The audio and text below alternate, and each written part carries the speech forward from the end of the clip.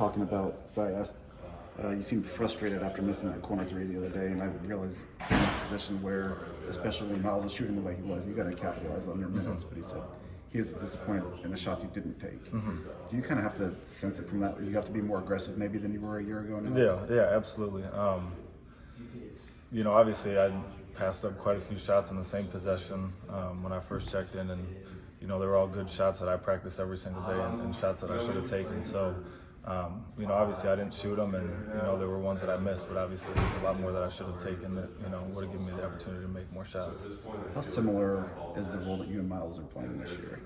I think that our roles can change any day. But obviously, I think that with our athleticism and our ability to shoot the ball, that we can both kind of have a similar role and kind of go wherever Coach Painter needs us to. Obviously, you played on a deep and talented team last year. How much does that kind of help with the mindset of understanding, some games you're going to play 20 minutes, some games you're going to play 5? Yeah, it's really just kind of sticking with it. You just kind of have to trust the process and keep a lot of faith. Honestly, you go through struggles and you go through bad games, but most importantly, you just have to know that the work that you put in and the hours that you put in outside of practice time and during practice and in the weight room, that everything's going to work out whether you play 5 minutes or 20 minutes. Matt's mentioned that you guys need to be more vocal as a team. What does that mean to you guys? I think it just means communicating.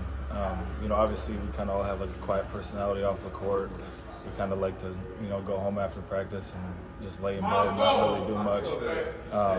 So a lot of it's just kind of bringing energy, being excited to be around each other at practice. And, a lot of times we mess up during practice. The reason is because we don't communicate. We make these simple errors and simple mistakes because of our lack of communication. So I think it's really just, we're out there to help each other. And the more we communicate, the more we give ourselves, a better opportunity to make less mistakes defensively and offensively.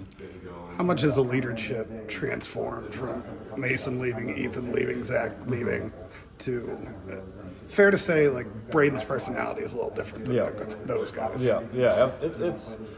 It's different, but obviously, when you have someone, that high caliber of a player, you kind of gravitate towards listening to him, and he was kind of the leader from day one. And obviously, just because you're the best player doesn't mean you're obviously the number one leader.